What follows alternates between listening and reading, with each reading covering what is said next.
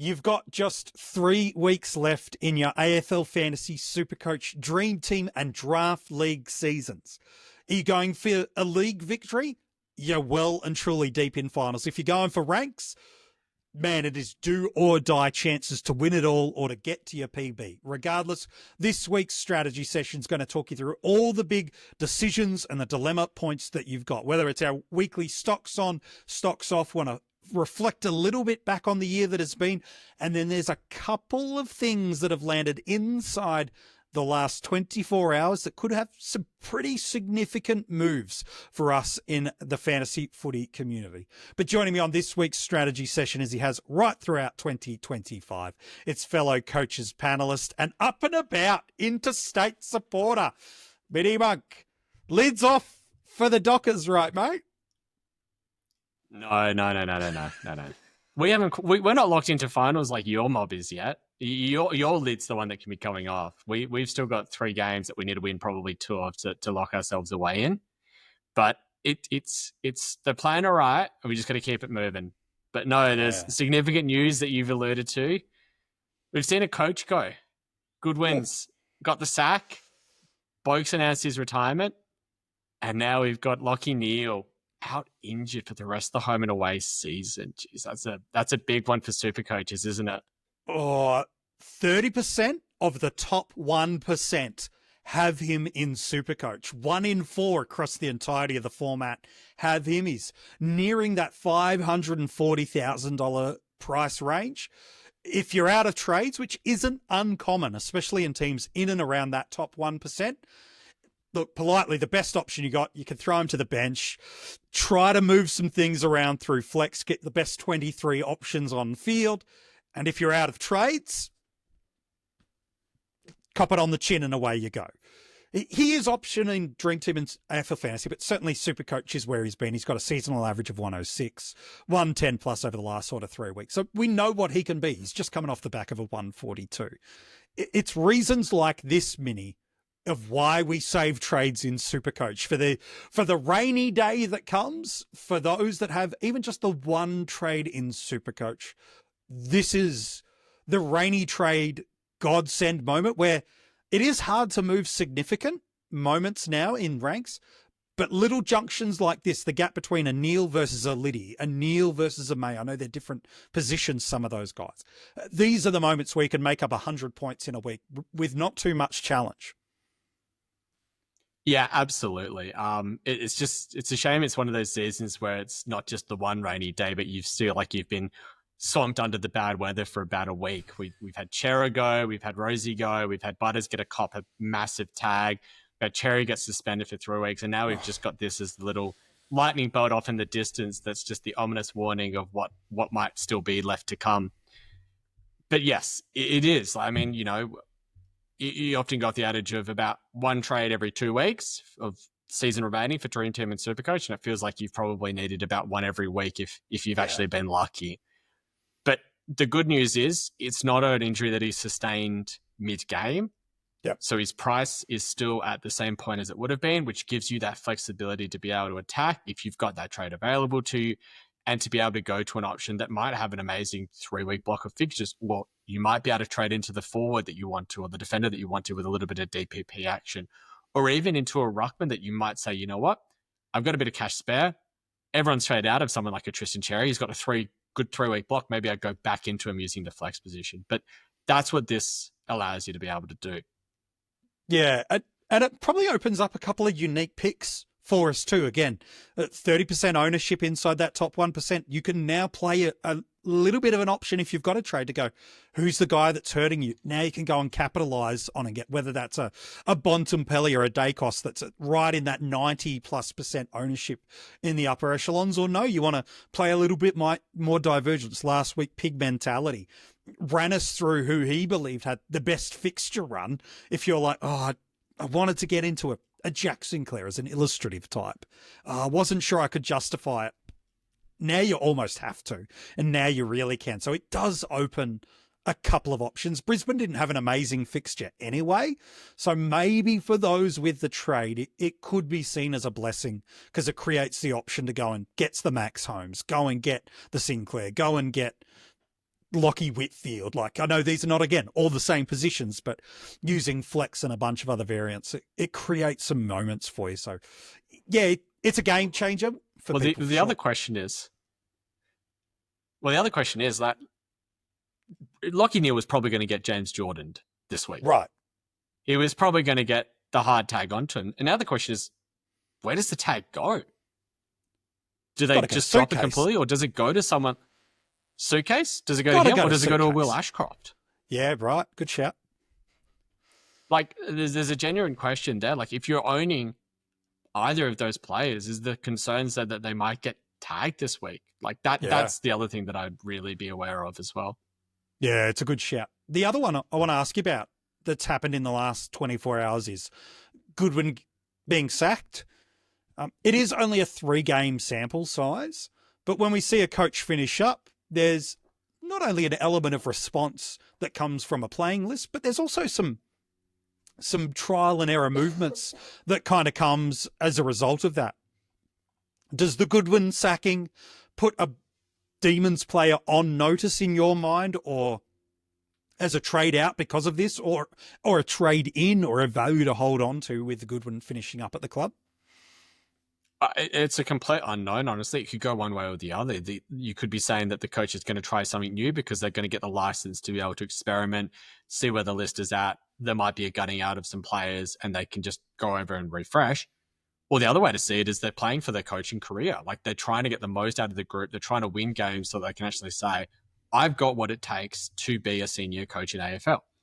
And depending on which way you look at it is how you're going to view players like probably Petrarca, Oliver, Max Gawn, Cozzy Pickett. I don't know. I think that Melbourne will be leaning towards the gut it out and start fresh. But that might be, you know what, let's put Petrarca back into CBAs this week. Let's give him 70 to 80%, because if he's going, we want to get 2 first-rounders for him. Not a first-rounder and a late second. We want to get as much capital as we can. Like, I don't know who's going to go. I don't know who's going to stay. But if I was in their position, I'd be trying to roll out the strongest team that you could. And to me, that means putting someone like him back into the midfield. So he was someone who was firmly in my mind on the chopping block in AFL Fantasy this week. Goodwin being gone has me having second thoughts about whether he's actually the right trade-out option. Yeah, it's true. Can I ask you a bigger question with it's slightly reflective of the year, but I do want to get your thoughts on a 2026 player on your shortlist soon, and we do want to do stocks on, stocks off, but can we just go a bit reflective on the year that has been at the moment? Because I think anecdotally, there's a growing narrative that's people that are pondering the year. It's probably more for those that are not in PB rank perspective, not certainly going to win it all or get some kind of token item that comes back from the format, depending on the format. In that, to say a token item is not to downgrade the value of it, by the way, but in terms of the gesture that comes with it by any means. But we've seen coaches that are out of it going, okay, where did my year go wrong? What did I make mistakes? What didn't I forecast for? And I think there's a reflective thought that is those that built out heavier premium midfield teams in their build have probably been a little more hamstrung in contrast to, say, others with, Nazaya Wanganeen-Miller, at least in AFL Fantasy and Dream Team at the moment, number 1 point scorer right now, right up that top ends in SuperCoach. You've got multiple rucks in the upper echelons for total points and averages. You've got Gawn, you've got English, you've got Grundy, all sitting around there. Cherry was certainly around that mark pre-suspension. And then you've kind of got Dacos here, Jordan, Dawson there, Brayshaw, and then you've got Holmes and Ash and Sheasel all floating around. What's your thought? Has the game of AFL evolved or differed a little bit this year that has forced not only a change in who and how we trade, but was this something we could have forecast better at the start of the year, evolving game, or is this just the nature of fantasy footy positions picked by champion data, players, fixtures, roles, runs, and not too much we could take into it for future years? I think there's a little bit of both. I mean, we've been seeing this trend for the last 5, 6, maybe even 7 years, where the midfielders that we thought as being like bulk points, being able to rack up 30 touches, 120 week in, week out, it just doesn't happen anymore. You don't see these midfielders pushing over that 120 marker, let alone, maybe 3 or 4 getting over the 110 marker. I don't think that that's something that we were unaware of coming into this season. I think what did kind of change, though, is just how much the other lines have stepped up. Like, you go down the line of highest averaging players in AFL Fantasy, and I'm going to pick round about a 15-game cutoff. You've got Baz as a forward, Nazire as a defender, Gawn as a ruck, Dawson, Dacos, Bont, Dunks as your highest midfielders. And in and around that, you've also got English, Grundy, Sheasel, Whitfield, Rosie, who picked up defender status during the year. Even Ash is just averaging below Andrew Brayshaw as well. And that's at the 104 marker. It's becoming a game where you need to be able to pick up on the players that are just getting a bulk amount of ball and not be kind of pushed into picking a particular player because they are a midfielder, because they're getting high CVAs, because they're used by the team a lot. Like, these defenders are showing that they can just get so much of the pill. And if the team trusts them to be able to do that and to be able to distribute it, they are outscoring these midfielders. And you look at that list of the midfielders, those top 6 midfielders that we just talked about. So, Dawson, Dacos, Bontempelli, Dunkley, Brayshaw. McCluggage, probably, if you kept McCluggage, Caldwell as well at Essendon before his injury as well. Yeah. Like, these sorts of players are your very typical hard in and under, a lot of tackles, aside from Dacos, but that's because Dacos plays more like a defender at time with the way that he gets given the ball off of handball receives rather than having to fight as much as the others for his ball. Right. So you've kind of got to partition your players into 2 categories and make a decision as to, is there a reason to own them because they do one of these things or the other? Like, we look at stats like handball receives, and then we look at stats like CBAs, and you can use that to partition them that way if you want to. But it's pretty clear now that the defenders might actually be the premium line for us to be able to stack, and it's not detrimental to hold a player like a defender midfielder, like a Nazire Wangan-Miller, or he's not a defender midfielder, like a Sheasel, or like a Holmes, because of the fact that they can actually provide value with their flexibility and with the defender status. I think that's relatively true, certainly across Dream Team and AFL Fantasy, but in SuperCoach, when you look at the average versus, the names that sit alongside there, I don't see much of a variation. Now, you've talked about the rising tides of defence, and that's fair, but like, we've got 4 guys going 120 right now in SuperCoach. The average, it's 3 rucks and Bont, so that's not an unfamiliar territory. Then it's Jackson's not too far away, who's had an outstanding year. And then the other top 10 averaging players in SuperCoach is McCluggage, Rowell, Anderson, Butters. Like, you've got to go down. Now, the next couple, you're hitting into Holmes territory, you're hitting into Naz territory, you're hitting into those sort of guys. I know it's a little different in total points, where all of a sudden Naz is higher, Holmes is higher. These are some players that haven't missed games, but it doesn't feel as diverging change. And again, part of that probably has to do with the way SuperCoach is built in its scoring element, and the variables of score involvement hit out to advantage, the contested possession, the value of how it impacts the scoreboard and the ultimate result. But it doesn't feel that narrative thread. I think it's still true, but I don't think it holds as much weight as it might in a AFL Fantasy or Dream Team. Do you think that's fair? I think it is to an extent, but I still feel like the gap has narrowed between what those defenders are able to output. Like, and it's a different type of defender premium as well to what we've seen. Like, in past years, when you look at those really high averaging SuperCoach defenders, yes, you've had the likes of, Zorko and Doherty in the past, if we go back for, where they're just the accumulation types and they score well because they get so much of the pill. But you also had players like Sicily, like Stewart, who played more as interceptors that were getting those high scores as defenders. Now you look at the top averaging defenders in SuperCoach, and it's not really those types. Players like Sicily, like Stewart, like a Luke Ryan have fallen away in their average because they're not as favoured to the scoring because they just don't get as much of the ball. And teams are using these halfback flankers like a Rosie, like a Holmes to an extent, even though he's more of a midfielder this year, like a Zorko still as well, as a running carry drive sort of play, and that's why they're getting so much of the ball. So I think that the gap between them has actually narrowed in that manner. Yeah, that's true. So thinking about that, and again, we'll get to stocks on, stocks off soon, but let's turn the corner to 2026 a little bit. And we've got our little black books going now at the moment. Most of the more intense coaches, and let's be honest, if you're watching or listening to the strategy session and you're not in and around the top 50 to 100 across the formats, you sit in that category where you just love fantasy footy conversation, even if your team's not there. But for those with an eye to 2026, we are starting to think about, well, that player's got a good run and roll. We might just keep an eye on that for the start of next year. Well, that player's probably got a bit of value based on an injury or a role change or something that's kind of come their way. Could you give me a name or two that we should just be penciling down in our little black books for 2026? We'll pick the names up properly in December, January and February through the 26 preseason. But can you give us a couple of names you've got and why they're there for the black book for 2026?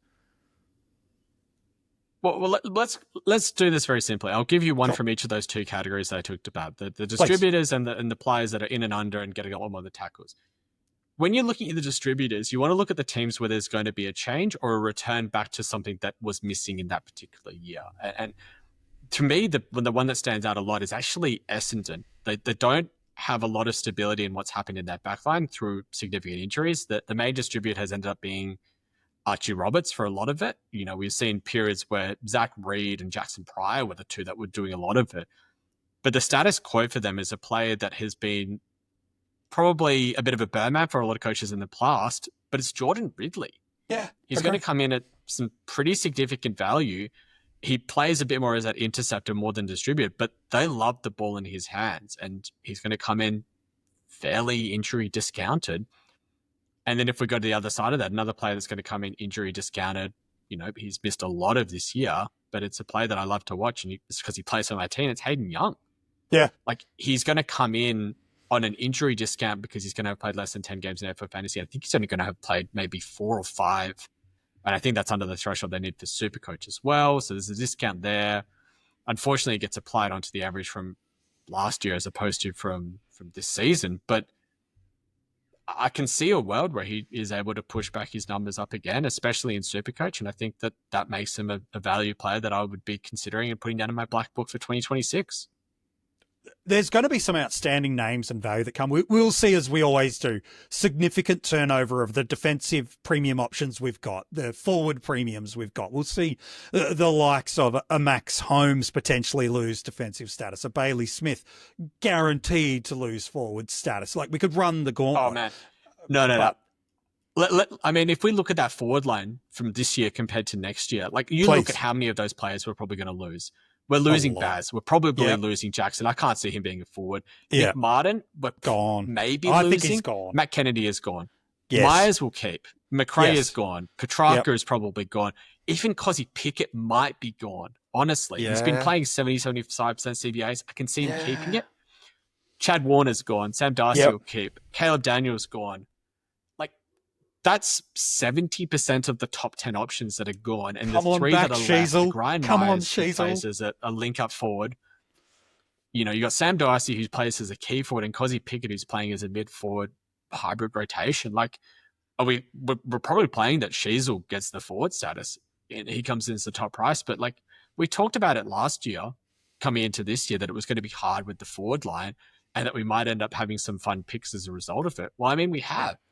Yeah. You know, we've seen Luke Jackson be the second highest averaging forward across the formats and basically not playing as what we expected him to do. We've seen players like Cozzy Pickett, like Sam Darcy, like even Riley Thilthorpe has been a consideration for people to pick. And I think it makes it so much more interesting because you don't get stuck with the same 6 players that everyone's got to own in their forward line because they're playing in the midfield. You get a couple of those, and then you get some fun diversity, and it allows a bit of more expression in terms of what coaches can do. Yeah, for sure. And we're going to get unbelievable value. You've already mentioned a couple of names there, like Mateus Filippo. If he has an injury-free preseason, will be on everybody's list. Luke Jackson, I think there's a world he's a ruck mid next year, which is a fascinating conversation about how you choose to do that. Tristan Cherry's last month before suspension, let alone the injury-impacted game with the Crows earlier in the year. You could argue a case he's value. You've mentioned a Hayden Young. Gosh, a Sam Flanders if he ever left the club.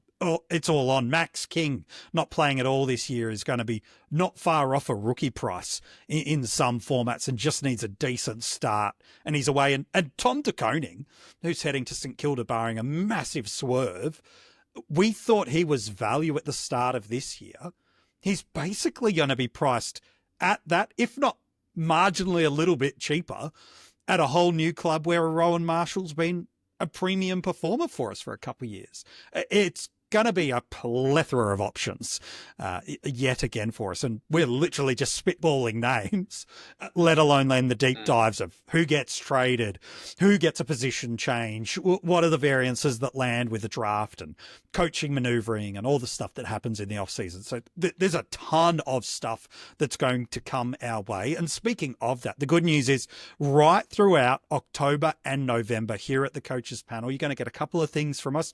One, every player that moves clubs during the trade and free agency period will drop a video and an audio podcast about that player. It'll be me sharing with you our first thought analysis about those players. That will be available free to every single person that wants to check it out. That will be dropping through October. But then weekly in October and November, our top 50 keeper ranks series will be dropping. It's Kane, myself, giving you who we believe are the most valuable players to own in a keeper league and a dynasty league. If that's something you're playing in, trust me, you want to become a Patreon. All the details for out in the description of this episode. Stay signed up or become a Patreon during the off season because that rolls through for you in October and November. Just some fantasy footy injected into the veins to help you get through to December. Then the prices land, the positions land, and all of a sudden we're back doing it all again with the 50 most relevant. But let's get ourselves away from 2026 for a minute. Let's help some coaches that are battling it out to get it done in 2025. They're going for a PB rank. They're a legit chance maybe to win their format, let alone get it all done in their league. Let's wrap up this week's podcast with a stocks on, stocks off. If you're just tuning back into the strategy sessions and missed the last couple of weeks, it's pretty much we go through every single game. Mini drops a player that he's keen on, that he'd either happily trade into, captain, make sure he owned, and then a player that he'd be stocks off, that he'd probably prefer not to own. Let's go to Thursday night footy, Hawthorn and Collingwood. Who are you stocks on? Who are you stocks off and why? It's pretty hard not to be stocks on Nick Dacos at this point. Right. Like he's just doing everything. It's all around the ground. You know, we just talked about it with players that can just get the pill anywhere and he just gets fed the ball by all his teammates. So like it's stocks on. I don't know if they'll bring in Finn McGuinness to try and deal with him now that Will Day is out. But if they do, it's slight stocks off.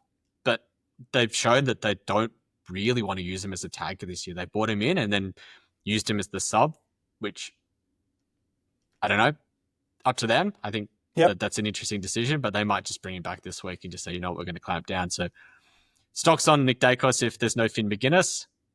Stocks off if there is a Finn McGuinness and he's named in the 22. So it's Dacos either way. 6 of one, half a dozen of the other. Mate, you're embracing the sitting on the fence if I've ever seen it, and I'm here for it, mate. I'm absolutely here for it. Cats and Bombers, oh my gosh. This could get messy. Like 4 of the top 5 in AFL Fantasy forward-wise over the last 3 weeks are Geelong players. It's menacing scary. I can't imagine there's a Bomber your stocks on in this game when there's a couple you could pick. You could probably pick about 4 stocks on players in this game, couldn't you, if you really wanted to? I mean, genuinely, you could. I know that Rowan has got his eyes absolutely lit up looking at this game because he's looked at it in his market share and his team totals, and it's just like Geelong is through the roof and Essendon is just petering, and all of a sudden you can just like this could be genuinely a game where the Cats score 2,000 points as a team fantasy-wise, and that is rare air territory. Like most teams will average about 1,600 a game at most. 2,000, like if I was an Essendon fan, I would not be watching the footy on Friday night. Pure and simple. Take your significant other out. Don't make it. And so because of that, you've got to go for the player who's they're just going to try and feed the ball to it every single occasion, and that's Jeremy Cameron. Like this, the hunt for 100 is on, and I mean, this could be a 10-plus goal game, and if it's a 10-plus goal game, that's 120 for him. So it's hard not to be stocks on for him. Stocks off? Just Essendon in general? Is it Zach Merritt? It's the only relevant Essendon player. It's Zach Merritt. It's just stocks off. It's just stocks right off. You could just see an Ocean Mullen sitting on him, can't you? And just Geelong absolutely you can. Just take him out of the game. He's the only guy that's going to really hurt us. Just make him void to the contest. They did it to Port Adelaide. Like they did it to Zach Butters, and it's just like I'm so confused, man. What was it 2-3 weeks ago? They play St Kilda and they don't tag Nazar Wanganeen Miller off. And they just let him run around and do his thing. And then last week, they're just like, you know what? We'll put him on Zach Butters just for the hell of it. We're not going to beat Port Adelaide, but we're just going to put him on Butters anyways. That's right. Oh. Baffles me, honestly, as a coach to try and pick when they're going to tag. But even if there's no tag, I just don't see Merritt scoring well. Yeah, just the volume of opportunity to get market share is going to be hard. Saturday, first game up. There's a couple of nice VC options that you've just gone through in that Geelong game. If you didn't want any there might be a couple in this Saints versus Richmond game. Who are you on and who are you off? I just mentioned his name. It's just Wanganeen Miller. It's hard not to be on. It's a hate watch if you don't have wrong. him. It's a hate watch. It's a hate watch. I've had too many of those this year. I've made too many mistakes and I've had too many hate watches, and a lot of those have been towards Nazir. So my saltiness might have come out a little bit before when I was talking about the lack of tag that he got a few weeks ago. Maybe your hate watch was showing there a little bit. That's okay. I've only corrected it in the last week, so I'm not feeling as bad about it. But yeah, gosh, it's him, isn't it? Like Rowan Marshall, historically, rucks getting points off the Tigers. Yep. Even Sinclair would be solid, but he's not Naz territory. But who are your stocks off in this game? Is it someone with a Jack at the start of their name? It is. Can you guess which one? Can I just say both? Clearly, you've picked Dacos for both earlier. I could pick two people for one category. Because there's more than... But there's more than just two Jacks at St Kilda. Are you talking about Higgins? Are you talking about Sinclair? No, they're the two I'd happily own. That's the crazy thing. Really? You'd happily own Higgins?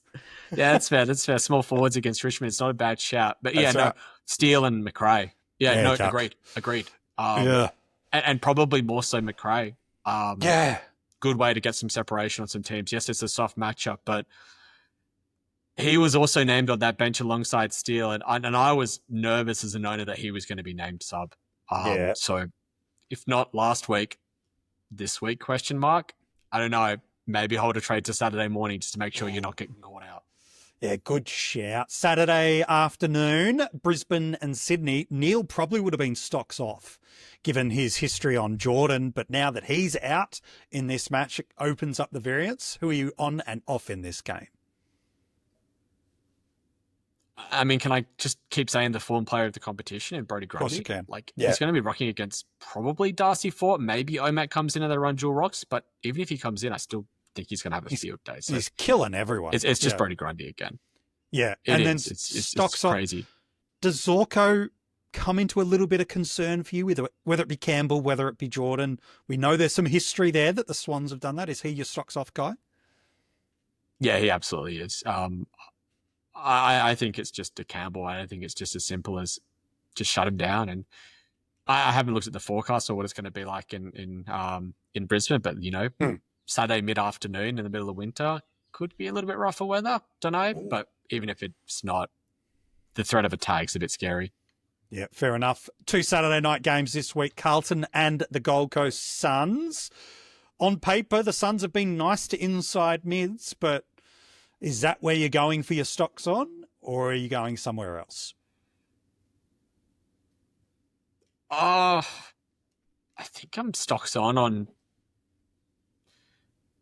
I think it's actually probably Matt Rao, because I think Anderson's going to get lauded. So I think I'm stocks on Matt Rao and I'm stocks off on Noah Anderson. Yeah, because of the laud tag. He was good last week. He was great. He was very good. He did a phenomenal clamp on Caleb Strong that I actually did not see coming, and really shut him out of the game, and especially in the first half. And I think he'll try and do the same to Noah Anderson. And I think that it might just end up being a real scrap fest. And if it's a scrap fest, you tend to favour those really big in and under midfielders, and that's Matt Rowell and George Hewitt on the other side. For the second last time, we'll see Ken Hinckley coaching at Adelaide Oval against the lids off Dockers. Who are your stocks on and who are your stocks off on? I think I'm still stocks on Luke Jackson. Yeah. Swede is not that restrictive of a ruckman, and Jackson's just been able to work over opponents because of the fact that Darcy's in the team. And if he's playing midfield, he's going to get a good midfield matchup. If he's playing forward, he's going to get a good forward matchup. And if he's playing ruck, he's going to get a good ruck matchup. So that's where I'm at with that one. And then anyone you're off in that game? I don't know. I'm really struggling to get a read on whether Port are going to try and tag or not, whether or not they'll just try and go head to head, how fit Rosie and Butters are. And so I think it's probably just coming back from injury, coming back from illness. I'm stocks off on Connor Rosie. I think that's fair enough too, man. I think I'm just going to keep it simple there. Luke Ryan's been pretty putrid over the last couple of weeks from a fantasy scoring perspective, but let's be honest. With respect, I don't think Luke Ryan is a classic relevant pick. No, he's just not. It's draft, and gosh, you'd almost be tempted to bench him, wouldn't you? All right, let's get to our 3 Sunday games before we wrap up this week's strategy session. It is North Melbourne and the GWS Giants. Who are you on and who are you off from that game? I'm on Finn Callahan. It's going to be big juicy. On Finn Callahan for this game. Going to be juicy. It's a fun one for him, and like this could be the game where he finally pops a massive ceiling. So he's a cheap option if you're looking for an M7, M8 pickup. Hello, Lachie Neale traders could be the way to go. Anyone you're off in this one?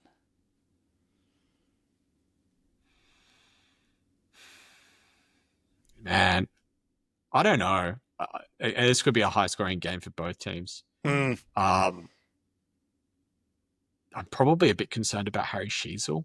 Yeah, that there could be a tag going his way. He was pretty dominant last week, and not Leon Cameron. Jesus, that's a Adam throwback. Kingsley. Talking about sacked coaches. Hello, 2022 Adam Kingsley, saying hello. Pipes. Wow. Yeah. Jeez. Pipes isn't the type of coach to make mistakes a couple of games in a row, and I could see a game where he gets clamped. As an honorable mention that I probably should have actually gone for my stocks on, Tristan Cherry is back from his suspension this week and will be raring to go. So Briggs has been giving up the points. If you don't own and you have a ruckman that you want to get rid of, could be an option. Imagine moving Neale in SuperCoach to Cherry into that flex spot. It would be one of the moves that I would love to make if you were a Neale owner. It would be fantastic. Awesome. Giving up a 200 on English last week. Come on, X-Man. Get it done. All right, last 2. Melbourne and the Doggies. Speaking of Timmy English, you don't want stocks on him this week. He's going to get max corned. Maybe that's the easiest stocks off I'll give you. But who are you on and who are you off in this game? It might just be on and off the ruckman. I'm probably still on Max Gorn, and I'm probably off Tim English here.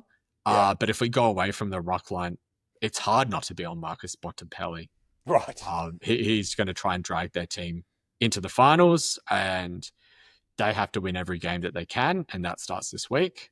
And I think Melbourne will put up a fight, and I think if Melbourne put up a fight, that's probably a good thing for Marcus Bontempelli. If you're not stocks off Bailey Dale in AFL Fantasy, you need an uppercut. What a frustrating owner he's been for over the last couple of months. Oh, yeah. I'm not a salty owner at all, hey? And then Adelaide and the Eagles wrap up your round. Who are your stocks on and who are your stocks off?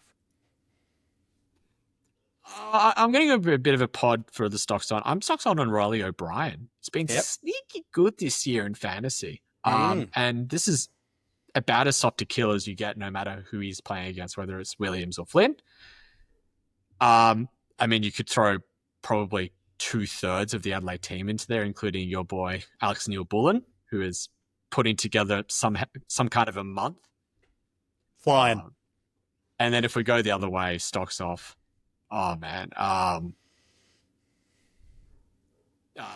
McCarthy just do not, if you can avoid it, do not field him this week. Or he's not the cover that you're like, I've got McCarthy to cover, Neil. I'll save my trade. I'm fine.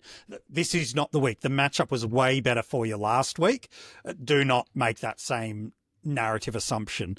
That's not where I'd want to be going. Hey, mate, always a pleasure talking fantasy footy with you on another strategy session. We look forward to not catching up with you next week, but we'll be without MiniMonk next week, but he's going to bring it home for one last strategy session for the year. As always, mate, a pleasure. We look forward to chatting to you in a couple of weeks' time. It's been good to chat, and I'll see you in a couple of weeks. Looking forward to it. If you want to catch up on this week's trade targets, both the AFL Fantasy or the SuperCoach ones, we've listed them for you over at our YouTube channel. If you haven't followed us, subscribed, and checked out the content dropping year round, it is there. This strategy session is a video episode, so you can go and check that out while you're there. Inside the description of this episode are all the details to get in touch and follow us across social media. And you might remember about 20 minutes ago, I told you about our Keeper Ranks series for our Patreons. Well, that is one of the great things that you get in the off season, let alone the year round content. If you want to join our Patreon, support the coaches panel, get access to a bunch of otherwise unavailable content, all the details. We'd love your support. We'd love you to join the community. Hundreds upon hundreds of people are inside it, and we'd love you to be part of it. All the details in the description of this episode.